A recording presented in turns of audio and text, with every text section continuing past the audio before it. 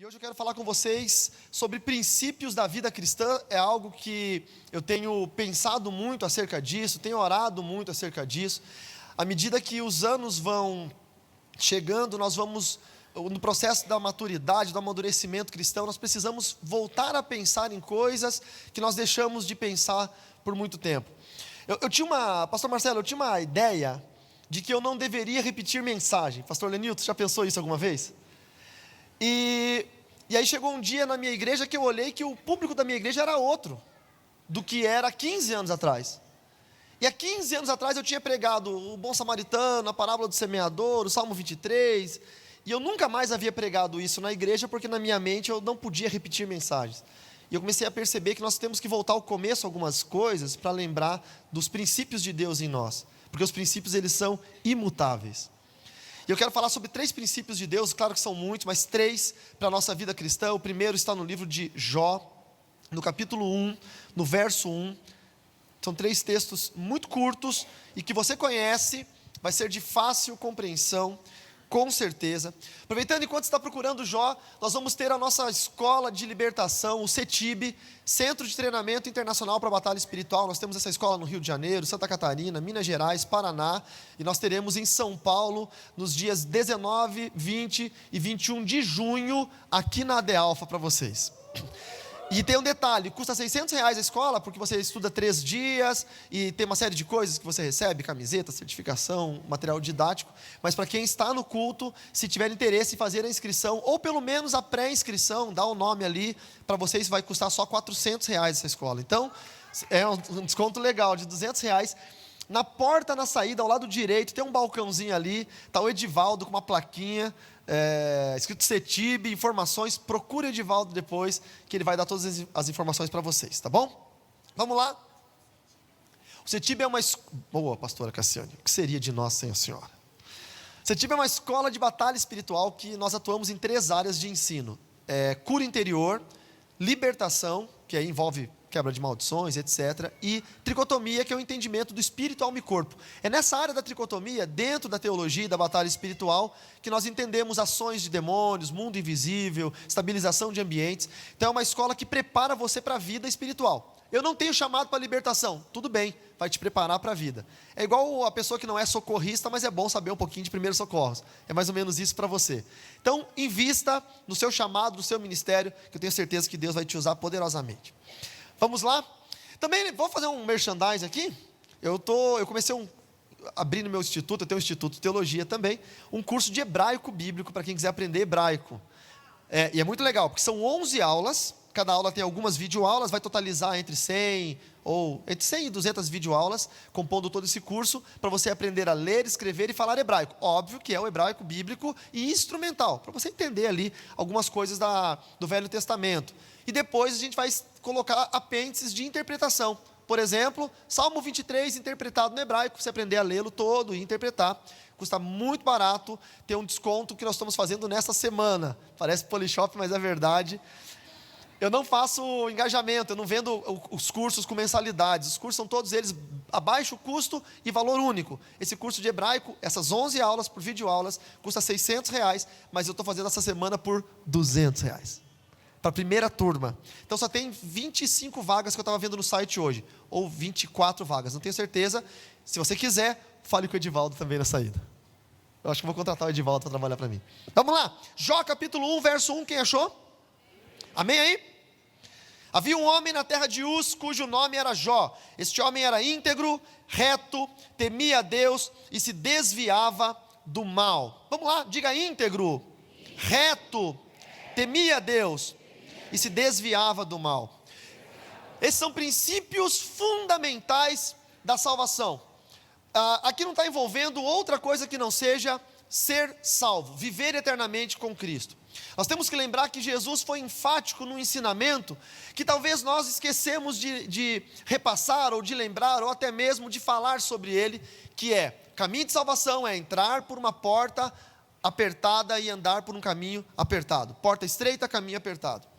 A gente não tem como ser salvo entrando apenas pela porta estreita e andando pelo caminho largo. Até porque o próprio Cristo disse que o caminho largo leva à perdição.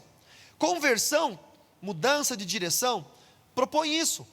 O que eu era, eu não posso mais ser. Eu tenho que deixar de ser aquilo que eu era. E começar a caminhar com Cristo e me parecer com Ele. Quando eu olho para a história de Jó, Jó era um homem muito bem-aventurado. Ele tinha muito dinheiro. O texto que você vai ler, com certeza, ou já leu, diz que ele era o homem mais rico da onde ele vivia, no Oriente. Ele tinha um número de gado, rebanho, incrível, maior número de funcionários ao seu serviço, dinheiro, ele tinha posição, tinha filhos incríveis, 7 meninos, 3 meninas. Jó era um homem abençoado. Só que para isso, para ele ser salvo, nada disso fazia diferença. É bom ter coisas, mas para salvação isso não importa. Para ser salvo, você não precisa ter dinheiro. Para ser salvo, você não precisa ter posição. Para ser salvo, você não precisa ter um cargo. Você só precisa entrar pela porta estreita e andar pelo caminho apertado. Entender quem é Jesus. Romanos 10:9 diz que se o nosso coração entende que Jesus Cristo ressuscitou dentre os mortos, e que se a nossa boca falar que Ele é o Senhor, nós seremos salvos. É uma tarefa fácil e uma ação simples, mas nós nos esquecemos disso. O texto diz que Jó era íntegro. Integridade indica inteireza. Ele não precisava de nada mais do que ele era em Cristo para ser completo. O sentimento de completude de Jó não dependia de nada mais. Simplesmente ele era um com Cristo, ou na verdade com Deus na época. Cristo é o nome neotestamentário, com Deus. Jó era tão completo em Deus, que mesmo que ele era o homem mais rico, isso não mudava a fé desse homem, que todas as madrugadas ia até o monte e oferecia 10 holocaustos pelos seus filhos, com o simples temor de que se eles tivessem pecado em pensamento contra Deus. Certa feita, o diabo se apresentou a Deus, e Deus apresentou Jó ao inimigo. Eu nunca entendi bem esse texto, porque eu ficava pensando, por que Deus fez isso? Será se Deus quis punir Jó de alguma maneira? E já fiz várias teses mentais acerca disso.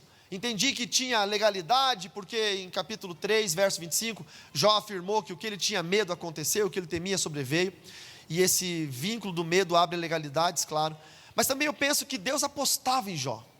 Eu acho que Deus aposta em nós, no sentido de acreditar quem nós somos. Talvez nós não sabemos quem nós somos, e a maioria de nós não acreditamos no nosso potencial, porque nós de fato não sabemos, não nos conhecemos de verdade. Talvez o nosso cônjuge, os filhos, quem sabe os nossos pais, eles não sabem quem nós somos. Eu acredito que nem os nossos inimigos sabem quem nós somos, mas Deus sempre soube. Deus conhece quem nós somos, no íntimo, no âmago da nossa existência. Deus sabe quem nós somos, e Deus apostou em Jó. Quando as coisas ruins vêm sobre nós, e Deus sabe se nós somos salvos ou não, Ele só permite, porque Ele sabe que você não vai abandonar, porque você é íntegro, você é salvo, e você não está na igreja porque você tem, você está na igreja porque você é um com Cristo Jesus. Se você conhece alguém, eu conheço vários que abandonaram a fé e a igreja porque perderam o emprego, ou porque ficaram doentes, ou porque o marido foi embora, ou porque morreu um filho. Esse final de semana está terrível para nós. Lá ano passado, uma jovem de 23 anos estava com uma dor na perna, foi fazer um exame achando que era trombose, descobriu uma leucemia terrível. Quinta-feira morreu. Menina nunca tinha pego um resfriado, filha única de uma família preciosa da igreja, menina crente demais, menina do altar, morreu.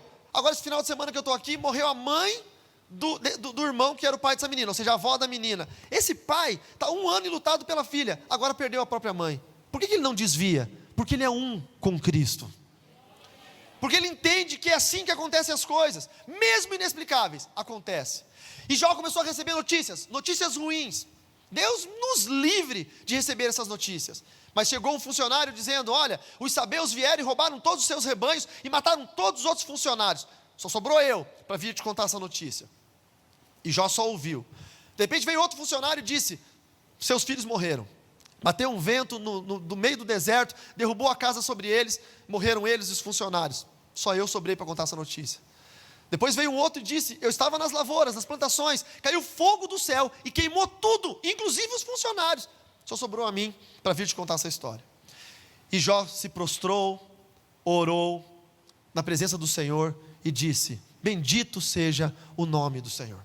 Ele em momento algum murmurou, em momento algum reclamou, porque um homem íntegro não precisa de nada para se manter firme em Cristo. Um homem íntegro, uma mulher íntegra, não precisa de nada para servir a Deus. Se porventura perder tudo, ele jamais perderá a sua integridade. Jó era reto, e a palavra retidão, ela significa oposição ao pecado, porque pecado, no termo grego, é hamarte, e hamarte significa caminho tortuoso.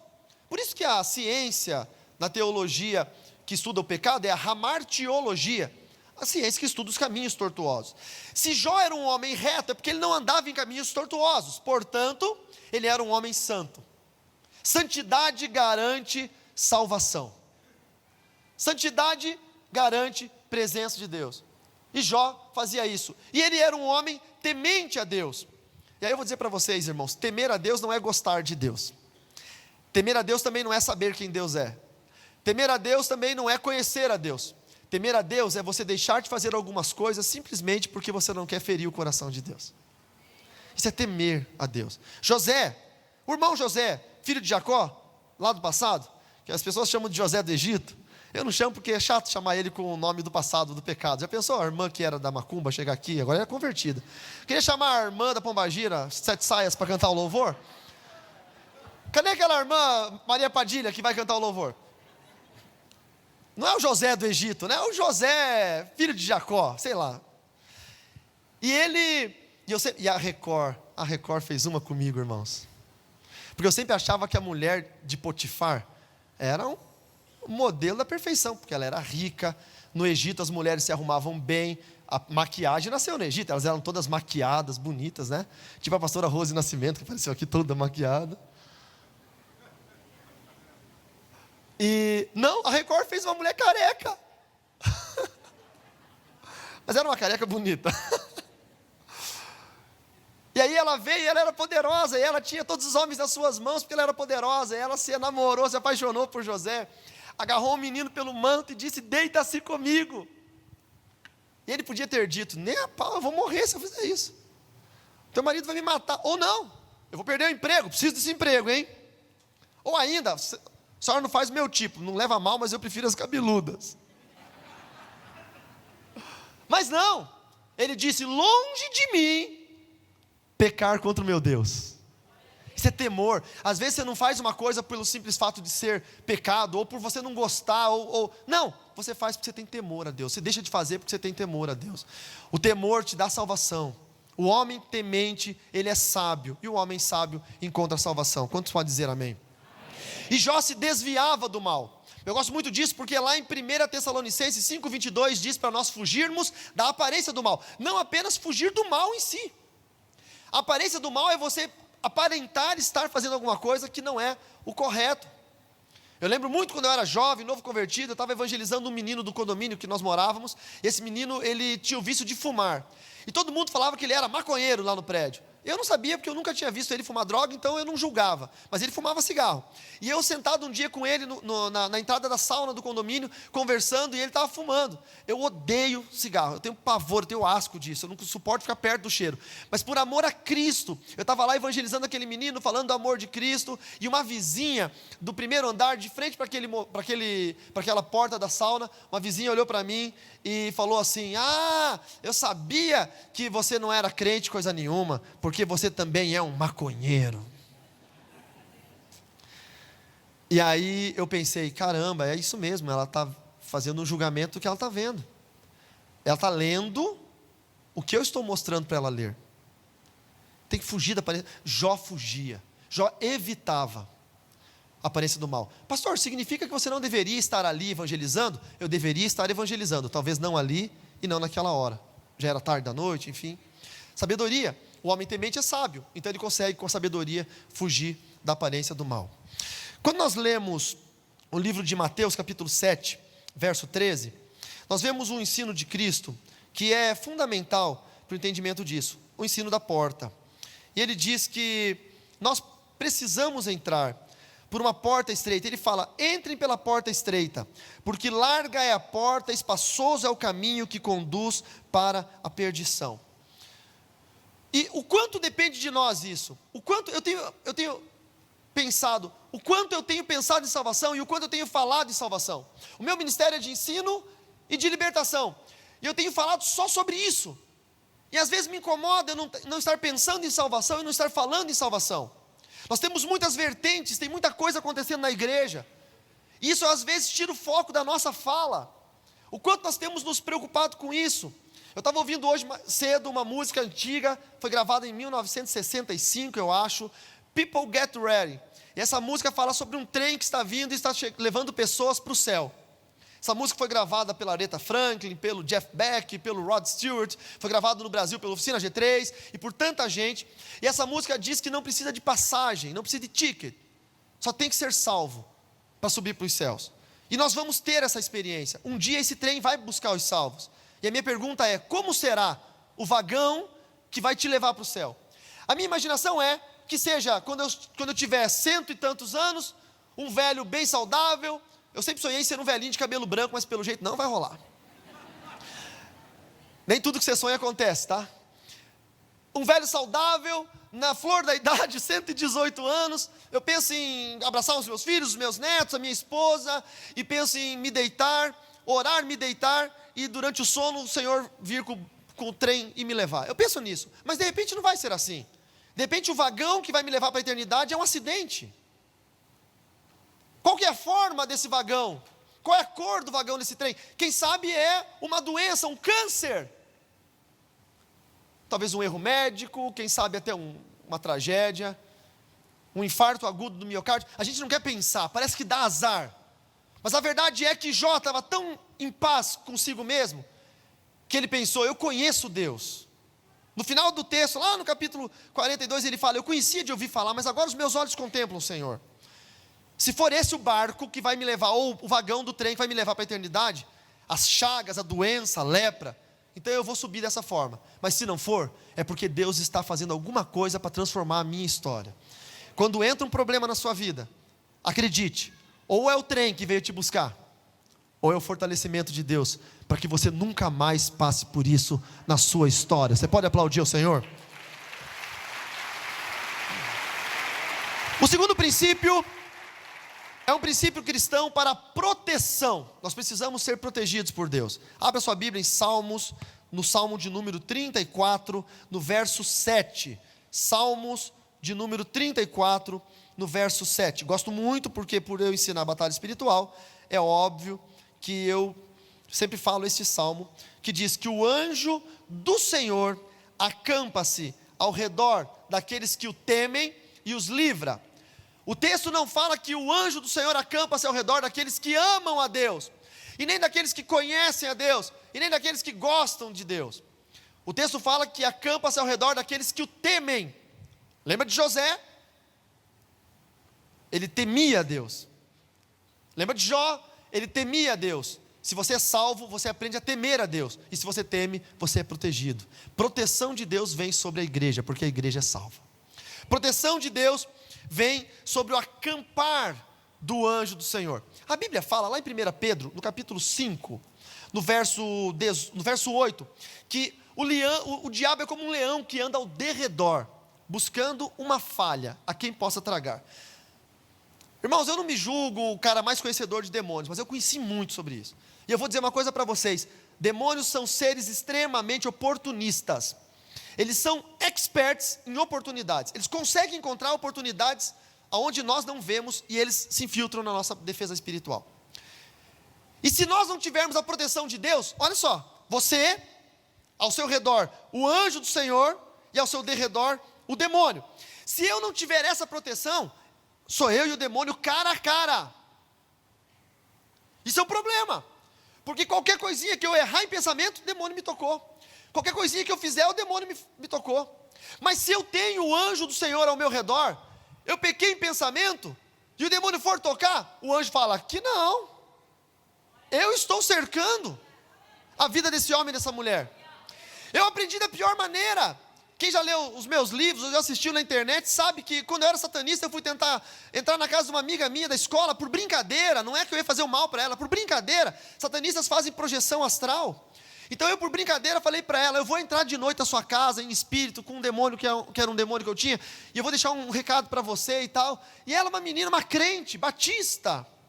E aí, eu fui à noite, não consegui chegar perto da casa dela, porque tinha um anjo parado no meio do caminho, bloqueando a passagem.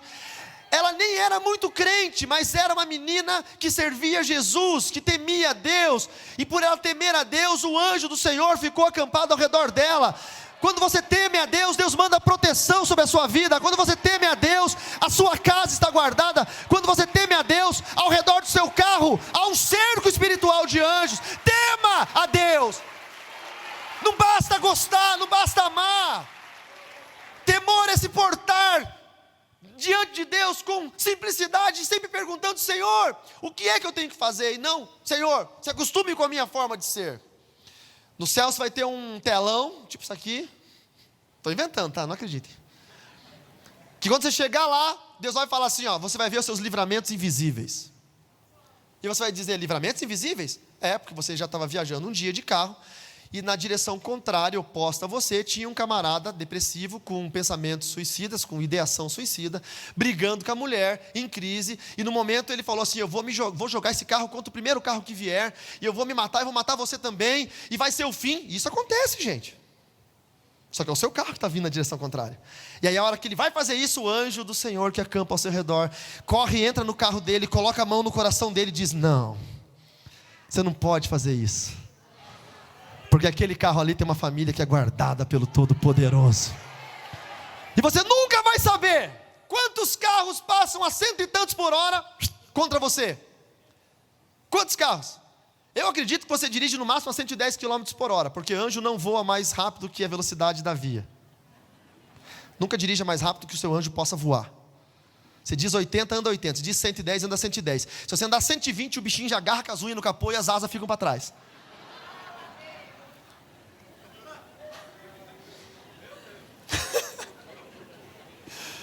Terceiro princípio. Primeiro princípio é o princípio da salvação, diga amém. Segundo princípio é o princípio da proteção, diga amém. E o terceiro princípio é o princípio da edificação. Quando eu olho para vocês, eu não vejo pessoas, eu vejo uma metrópole, porque vocês são prédios, edifícios, edificados pela palavra de Deus através dessa igreja. Eu vejo arranha-céus crescendo todos os dias. Vocês começaram como uma fundação, depois começaram como base, e aí Deus foi colocando argamassa, concreto, ferro, e foi subindo, e muitos de vocês já têm centenas de andares no mundo espiritual. Vocês são arranha-céus de Deus. O princípio da edificação, ele nasce do coração daquele que é generoso. E quando eu cheguei ontem falando com o pastor Jair, eu falei: vou falar sobre isso, porque eu sou um cara doutrinado. Meu pastor sempre me ensinou: quando você for na igreja dos outros, você chama o chefe e mostra o esboço. Vê se o chefe aprova. E eu aprendi. Então sempre que eu chego, sei que o pastor Jair nunca me pede, mas eu vou dando uns spoilers para ver a cara dele. Você fala uma coisa, ele torce o nariz, eu falo: tem que mudar de esboço agora, só tenho 20 minutos para isso. Mas ele falou: rapaz, eu falei sobre isso na quarta-feira. E eu falei: mas o que você disse? Ele disse isso. Eu falei: meu Deus está falando a mesma coisa. Deus está usando isso para confirmar na sua vida. Quando Jesus falava em verdade eu te digo, significa teologicamente a certeza. Era como se falasse com certeza. Se Deus falou na quarta e está falando no domingo, certeza para você. O princípio da edificação, ela vem da generosidade. Vamos ler o texto? Abra sua Bíblia em Lucas, capítulo 6, verso 37. Lucas 6, 37. O texto diz assim, é incrível: não julguem e vocês não serão julgados. Não condenem. Isso aqui é lei da semeadura. Se você julgou, é julgado. Tratou mal as pessoas, você vai ser maltratado também. Não é? Você é arrogante, as pessoas serão arrogantes. É lei da semeadura. Você está cansado de tomar toco na vida, as pessoas te tratarem mal, comece a tratar bem as pessoas. Seja o que tem o melhor tratamento com tudo. Seja um doce, gente. Você vai ver como que as coisas vão acontecer na sua vida, vai mudar. Não julguem e vocês não serão julgados. Não condenem e vocês não serão condenados. Perdoem e vocês serão perdoados. Agora olha o 38. Deem e lhes será dado. Só que só está sendo pontuado, mas nessa hora Jesus resolve explicar. Deem e lhes será dado boa medida, prensada, sacudida e transbordante será dada a vocês. Boa medida é aquilo que me sacia. Sabe quando você vai num restaurante e você come aquele pratinho de comida que te saciou? Essa é boa medida. Sabe quando você come um pouquinho mais porque está gostoso, você exagera? Essa é a medida que foi foi prensada, aquela medida que já te completou e te deu aquela apertada ainda. Sabe quando você come um pouco mais, é a sacudida, dá até para levar para casa. Você chega e fala assim, eu vou levar o resto para casa. Mas sabe o que é a transbordante? É quando a bênção foi tão grande que você consegue dividir com seus parentes. Existem bênçãos que elas começam a povoar a vida de alguém que é tão generoso que começa a atingir pessoas. Deixa eu contar uma história para vocês. O pastor Jário, quando veio para Alphaville, nós já nos conhecíamos do Rio de Janeiro, mas quando ele veio para Alphaville, eu fiz uma brincadeira de pastores, colegas, com ele. Eu falei, pastor Jário, você já é famoso. Pastor Cassiano já é famosa. Vocês já são ricos, vocês não precisam de nada. O que você veio virar pastor em Alphaville, gente? Isso aqui, Antes de eu ser pastor, eu tinha 1,90 m. Doutor Lenilton vai duvidar porque é médico, mas vocês acreditem. Eu tinha 1,90 m, eu era loiro, eu tinha olhos azuis e um furo no queixo, eu era musculoso, meu abdômen era trincado. Olha agora, depois de 20 anos de pastor, a igreja acabou comigo. Não acabem com o pastor de vocês. Você viu o modelo aqui? O menino era um galã do teatro. Olha como que ele está agora, gente. Isso é um sinal. Aí eu falei para ele, rapaz, o que você veio fazer aqui? Porque demônio em Alphaville não é demoninho não, irmãos. Que você encontra sexta-feira numas igrejas aí, que já cai automático as mãozinhas para trás. Demônio doutrinado. Não, é demônio. E ele falou, não sei, rapaz, eu tenho um chamado e Deus confirmou no meu coração.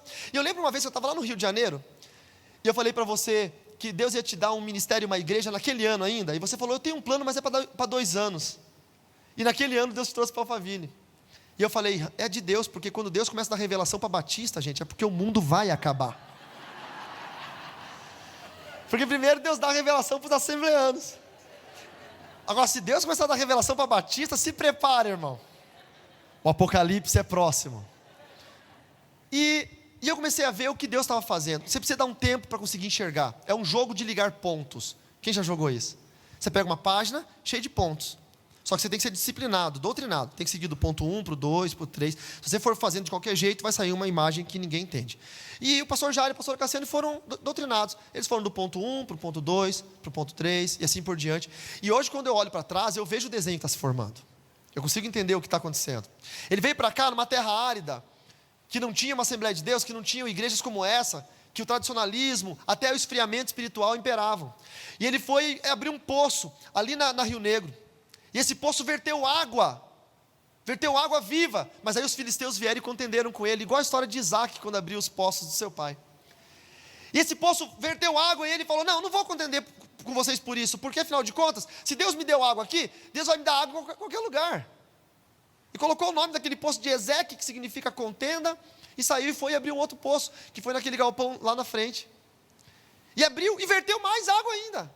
Mas os filisteus vieram e contenderam com ele. E ele disse, eu não vou ficar fazendo isso sempre. Eu vou deixar com vocês. E deu o nome de Sitna. Sitna significa adversidade.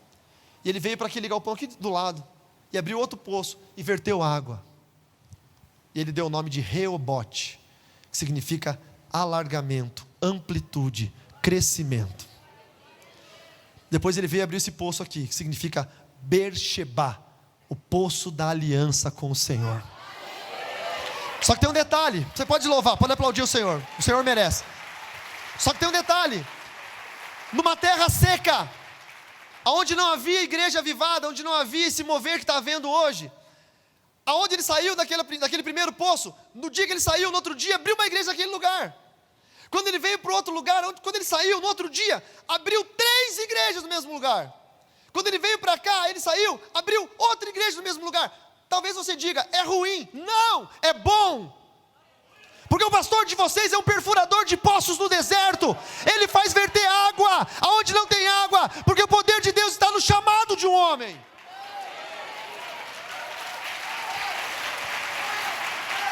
E isso vem do dom da generosidade que habita no coração deles. E a generosidade não é uma ação, é um dom. Tem muita gente que dá oferta, só dá dinheiro. Deus falou para Moisés, para construir o templo, o tabernáculo, não o templo, o tabernáculo, Deus disse a Moisés, só receba a oferta daqueles quais o coração for impelido a fazer isso. ofertas generosas.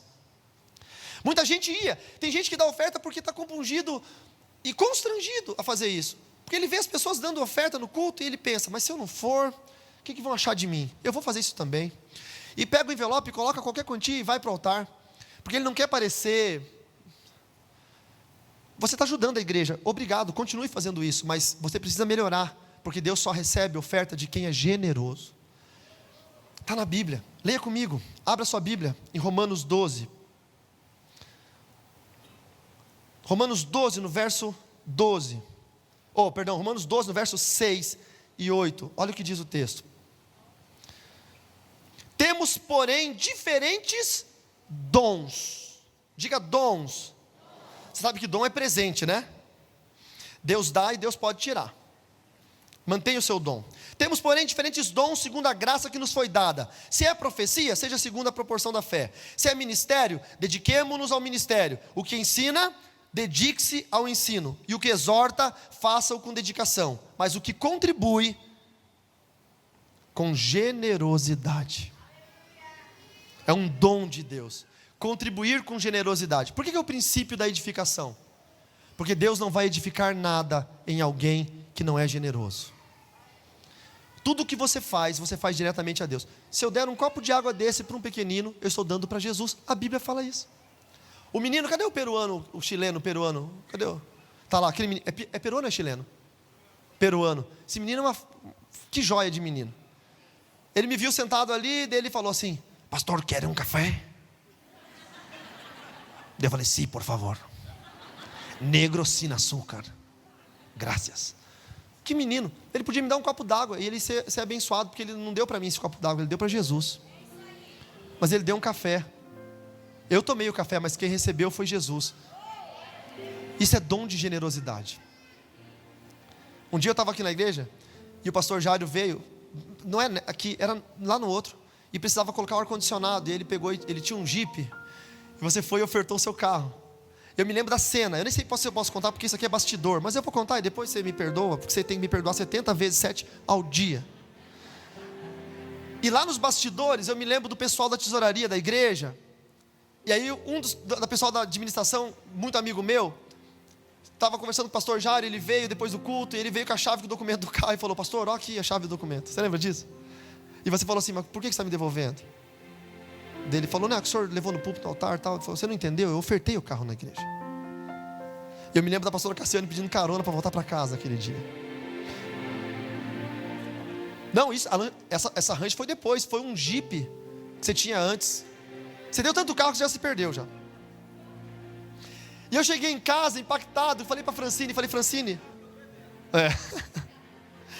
Francine, ou foi a Range Rover? Foi a Range Rover, verdade, a blindada. Lembrei agora, verdade. Eu cheguei em casa e falei para Francine, eu estou impactado com uma coisa. Ela falou o quê? O Jairinho fez isso, deu o carro, e eu vi a Cassiane pedindo carona.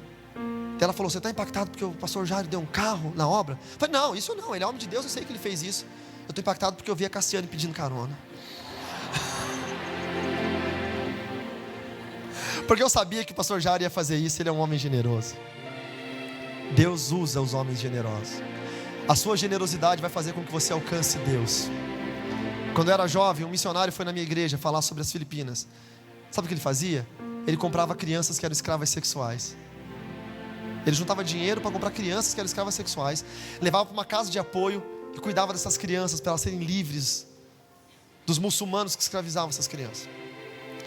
E ele foi na nossa igreja, ele fez um apelo financeiro. A minha igreja, muito tradicional, não tirava oferta, mas ele fez um apelo financeiro e eu não tinha nada, novo convertido, quebrado, não tinha nada. E eu lembrei em casa, o que eu tenho para vender? Eu tinha um tênis Nike e uma calça jeans que era, acho que da Coca-Cola, não me lembro, era uma marca assim que era nova na época, assim, no Brasil. E eu saí para vender aquele tênis, aquela Coca-Cola no meu prédio. 116 apartamentos tinha no condomínio. E eu fui de porta em porta batendo e perguntando, você quer comprar um tênis e uma calça? E as pessoas diziam, não, esse negócio usado.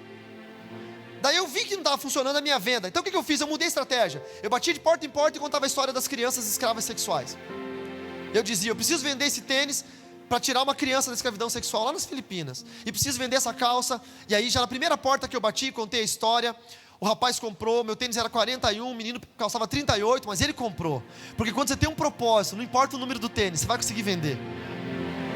A calça jeans eu vendi para um rapaz que era assim, ó, rapaz oversize.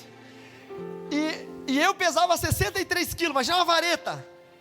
E ele comprou a calça. Se descosturasse a minha calça, pegasse as duas pernas, fizesse uma só, não cabia numa dele. Mas não importa, porque quando você é generoso e tem um propósito, Deus vai te abençoar. Deus vai fazer com que coisas sobrenaturais aconteçam através de você. E a sua generosidade vai encontrar pessoas que você nunca encontrou. A sua generosidade vai trazer gente para Cristo que você nunca teve condições. Capacidade você tem, mas não teve condições de trazer. Quando eu era novo no ministério, nós tivemos o Mateuzinho, nosso filho. E eu vou encerrar, irmãos. E eu passei uma prova financeira muito grande. Eu tenho um livro que eu lancei agora, no final do ano, Quando Deus Te Leva ao Deserto. Só que já acabou ontem e hoje de manhã, é uma pena. Mas faz um favor para mim, entra no meu site e compra pela internet meu livro. Tá? Meu livro é uma bênção e todo o dinheiro que eu arrecado desse livro eu sustento crianças. Eu sustento o meu de 22 e o meu de 16. Olha o livro ali, ó. Toda a arrecadação desses livros é para sustentar criança lá em casa. E o meu filho, boa estratégia essa. E o meu filho tinha 5 anos de idade e nós passávamos muita prova. Eu e minha esposa sempre fomos voluntários. Eu sou bem a favor que pastor tenha salário. Mas a nossa igreja era pequena, na fronteira do Brasil com a Argentina, de gente muito pobre, não tinha sentido a gente receber salário. Então nós sentimos em Deus que nós seríamos voluntários e viveríamos do que desse. Então a gente se arrastou financeiramente muito tempo. O dinheiro que eu ganhava, eu usava para pagar meus estudos. E acabou que virou uma bola de neve, porque... Eu não fundei a igreja bola de neve, tá? Mas virou uma bola de neve, porque pagava estudo, não tinha comida, dependia de oração, o irmão levava a cesta básica e era uma loucura. E a minha esposa dava aula de música numa escola particular de crianças, e por isso, a diretora era membro da minha igreja, e por isso o meu Mateuzinho estudava de graça lá. Então era uma escola particular só de criança rica, e o meu filho, o pobrinho. E aí Satanás, irmãos, eu sempre fui da batalha espiritual, e Satanás inventou um negócio chamado tênis com luzinha. Vai por mim, irmão, se você tiver essa desgraça em casa, repreende, viu? É tipo o boneco do fofão, sabe? Foi um inimigo que inventou. E ele chegou um belo dia na escola, e todas as crianças ricas tinham tênis com luzinha. E as crianças pulavam, sabe? Aquele negócio, pau. Meu filho com 5 anos chegou em casa, pastora, e falou: Pai, tem tênis com luzinha, pai. E eu falei: mas por que tem tênis com luzinha, filho? Os meninos batem o pé, tênis com luzinha, pai, eu quero um tênis com luzinha. Eu falei: pera lá. Todo mundo tem? Ele falou: todo mundo tem. Mas você não é todo mundo. Você é especial, meu filho. E as crianças especiais não precisam de tênis com luzinha. Ah, pai, eu sei, mas eu quero tanto um tênis com luzinha. Falei: meu Deus, o que eu vou fazer agora? Raspei o tacho lá e procurei o que eu tinha de dinheiro. E eu tinha R$37. Eu nunca esqueço o valor. Bom, vou nos camelôs. Fui nos camelôs, perto da Argentina. Cheguei para o rapaz e perguntei: tudo bem? Você tem tênis com luzinha? Ele falou: é para você? Tem 41? Para uma criança de 5 anos. Ah, tenho sim. Tirou da caixa. Era demais. Falei: eu quero. Quanto é? Ele falou: R$200. Aí eu falei: mas eu só tenho 37. Porque quando você é pobre e não tem dinheiro, você tem que fazer cara de piedade. Daí eu falei assim: mas eu só tenho 37. E o cara falou: eu não posso baixar tanto, é R$200. Você não pode me ajudar? Eu só tenho 37. Ele falou: eu vou te ajudar, vem aqui. Foi lá, pegou uma caixa empoeirada que tem de aranha assim, e pegou um chinesinho. Vocês lembram do chinesinho de muitos anos atrás? Vocês também foram pobres? Era um tênis que vinha do Paraguai, com uma sola vermelha ou verde, não me lembro, acho que era verde. Só que esse que ele pegou era tão falsificado que ele era o falsificado do chinesinho do Paraguai. Porque o chinesinho, a sola era de borracha, mas esse a sola era de plástico. E ele falou: custa R$40, mas eu faço para você por 37. E aí eu comprei aquele tênis, levei para casa. Meu filho sempre foi muito grato, meu filho é muito humilde nesse sentido. E quando eu dei o tênis, eu dei a caixa para ele, ele falou: pai, com 5 anos, você comprou o tênis, pai? Eu falei: comprei, filho, pega aí. Ele olhou o tênis era horroroso. Ele falou: meu Deus, que lindo! esse tênis é lindo, tem estrelinha, tem tudo. Eu falei, tem, filho, põe no pé. Ele colocou no pé, era horrível, era plástico. Ele colocou no pé, ele falou, meu Deus, que lindo. Aí ele fez o que eu não queria que ele fizesse. Ele fez assim. Não tinha luzinha. Ele falou, pai, cadê a luzinha? Eu falei, calma, muita calma nessa hora. Deus precisa de um start na sua fé para cumprir a promessa. Se você não tivesse tênis, Deus não ia colocar a luzinha nos seus pés, não é verdade? É verdade. Então agora você já tem o tênis. Nós vamos orar para Deus mandar a luzinha. E ele dobrava o gelinho dele todo dia, com 5 anos de idade, e orava, Senhor, eu já tenho tênis, vai mandar a luzinha? Quando é que o Senhor vai mandar a luzinha? Os dias se passaram, ele esqueceu. Eu me esqueci. Os anos se passaram. Quando ele tinha 15 anos, nós estávamos de férias e fomos num shopping. E no Natal a gente faz assim, ele sai no shopping para comprar 2 presentes, para mim e para a Francine. Ela sai para comprar para ele e para mim, e eu saio para comprar para os dois. E eu passei numa loja de calçados e vi uma pilha de tênis bonitos, com uma sola de látex semi-transparente, uma coisa bonita. E eu perguntei para o rapaz, me chamou a atenção, o que é esse tênis? Como é que é esse tênis aí? E ele falou, isso aqui é tênis de luzinha. Eu falei, como? De luzinha? Daí ele falou, é para o senhor, tem 41. Daí eu falei, eu preciso de um desse, mas é para o meu filho, é 40, 41 mesmo. E ele me vendeu o tênis, e meu coração começou a queimar, foi uma sensação indescritível. E eu encontrei o Mateus na praça de alimentação com a minha esposa, cheguei para ele com a sacola, falei, está aqui, filho. E ele abriu, e daqui 15 anos ele tinha agora, 10 anos depois, ele abriu do mesmo jeito quando ele era pequenininho. Ele falou, pai, um tênis, pai. Eu falei, filho, um tênis. Ele, meu Deus, pai, que tênis mais lindo. Com 15 anos, eu falei, coloca, filho, no pé, vê se cabe, porque se não couber a gente já troca. Mas ele não sabia o que era. E ele pegou e tirou o tênis da praça de alimentação, colocou o dele, e quando ele foi andar, o tênis acendeu. E ele olhou para mim com os olhos cheios de lágrima. E ele disse, é o tênis com luzinha, pai. Eu falei, filho, nunca esqueça a promessa que Deus faz na sua vida. Mesmo que você se esqueça dela, Deus vai trazer a memória ao coração do homem generoso, para cumprir a promessa que Ele fez. Toda a promessa que o Senhor faz, Ele cumpre. Ele traz a nossa memória. Parece tão bobo,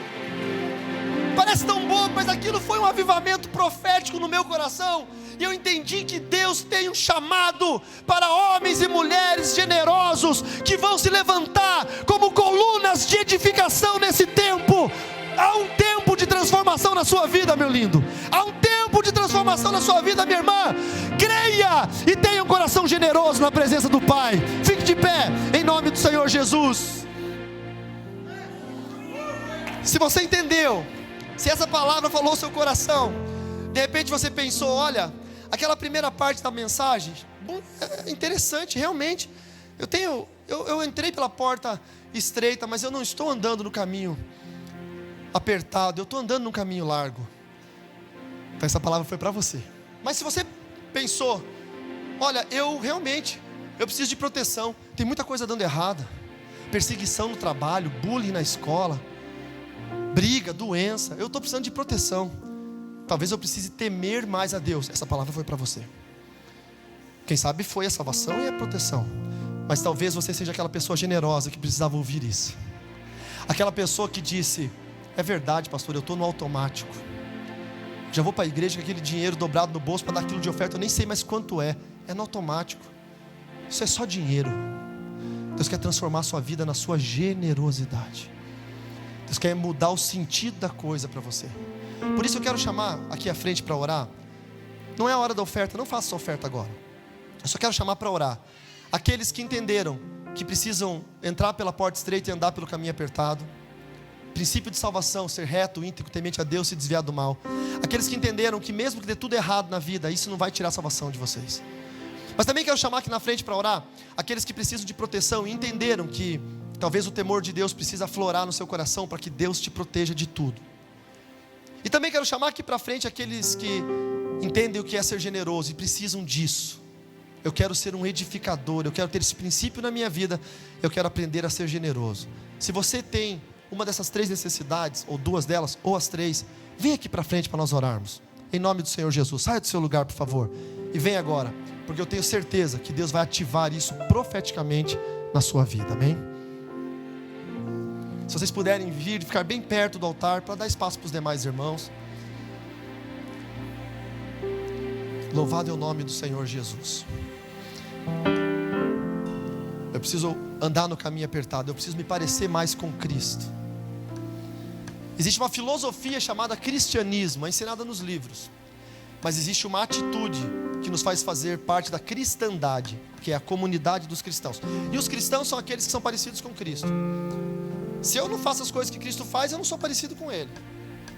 Pedro tentou negar Cristo e não conseguiu, porque as pessoas apontavam para ele e diziam: você se veste igual a Ele, você fala igual a Ele.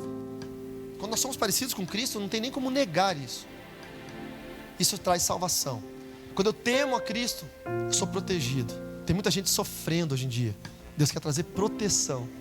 Um aluno meu de batalha espiritual perguntou: pastor, mas você desmantela a seita de satanismo, você dá treino para ministros de libertação, você escreve livros sobre demônio, e não te acontece nada, você vive bem, tranquilo, protegido. Por quê? É superpoder? Não, temor. Eu mantenho em dia o meu temor. Eu tenho cuidado com o que eu falo, eu tenho temor a Deus. E Deus tem nos protegido o tempo todo. Vamos orar? Deus, aqui estão os teus servos, Senhor. Muitos deles precisam alinhar o caminho da salvação. Outros deles precisam de temor. Outros ainda querem ser mais generosos. Eles querem ser edificados. E eles querem se tornar edificadores. São colunas do reino de Deus, colunas preciosas. Através das mãos generosas destes, muitas crianças serão tiradas da escravidão sexual. Missões feitas pela igreja de Alfa em Angola, Cuba, em outros países, Bolívia, que são sustentadas por mãos generosas, que nunca atrasa o recurso, porque o pastor Jário e o pastor Cassiano entendem da urgência, da necessidade que há no campo missionário. Senhor, levanta aqui no meio desse povo pessoas que serão colunas da igreja, pessoas salvas, pessoas que são protegidas e libertas, pessoas que andarão em conformidade com a sua vontade e que se deixarão ser moldadas pelo Espírito Santo. E faça deles, Senhor, uma referência nesse tempo, em nome do Senhor Jesus. Amém?